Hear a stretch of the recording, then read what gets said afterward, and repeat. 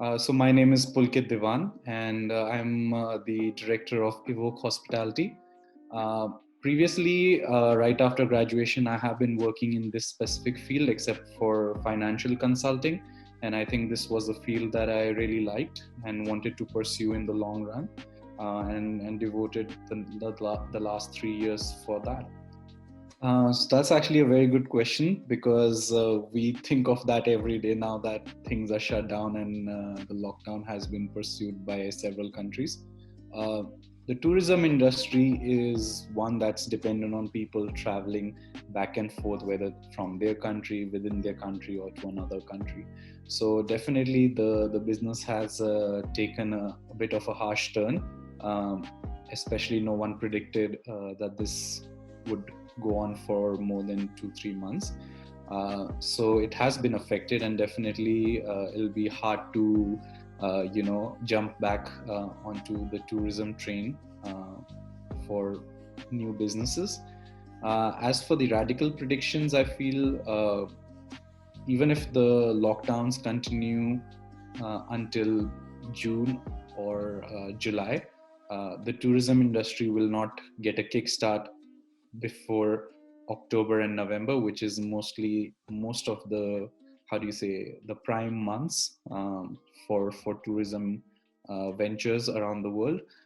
So basically, the whole of 2020 is, I think, gone for most of these people in the field, because it's going to take some time to rejuvenate, and also for people to have that trust of flying and traveling without any problem or doubt or hesitation about the coronavirus. Actually, since the tourism industry is a much more human interaction based profession, it's of course a little hard to fully be dependent on technology, but unfortunately, we're forced to now think of these things, and that also means that new things will come up. Earlier, we were just using technology as management tools for our working, but of course, now that things have changed, there's going to be much more dependency on technology, and how we are able to get back to people and still lure them into traveling and seeing these various destinations after this pandemic. So usually when I use the phrase data analysis, people think of more of like financial fields and stuff, but data analysis skill is something that is uh, has been prominently present in all of the fields. For the tourism industry or the hospitality industry, data analysis would help in telling us whether people are looking to come or visit a specific country or destination, and so on and so forth. Because of data analysis, we'll know whether people are ready to step outside their homes or not, because there will be some anxiety still even after the lockdown has been officially removed. Now it's going to be quite critical for us going forward, for I think most players in the field, and hopefully we can get back running on that.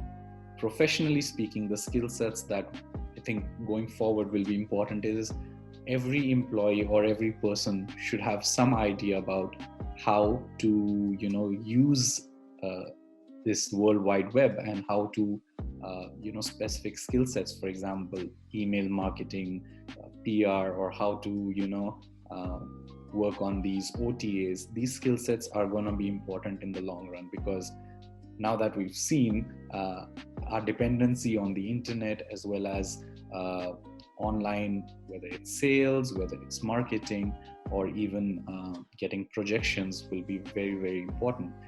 So every employee, I think, in my opinion, should be knowing if they are applying not for any for a normal management job, because we are trying to understand and get to know and get more connected to people. That's the job of tourism industry, to connect with people and to showcase our products or our destinations, and that is really, really important.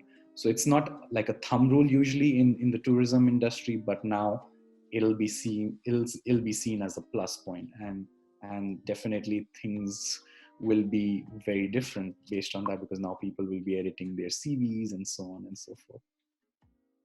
Traditionally, I think whenever we use the word entrepreneur, we always think of someone who is, creating something new and who's kind of taking enough risks to create something in the long run.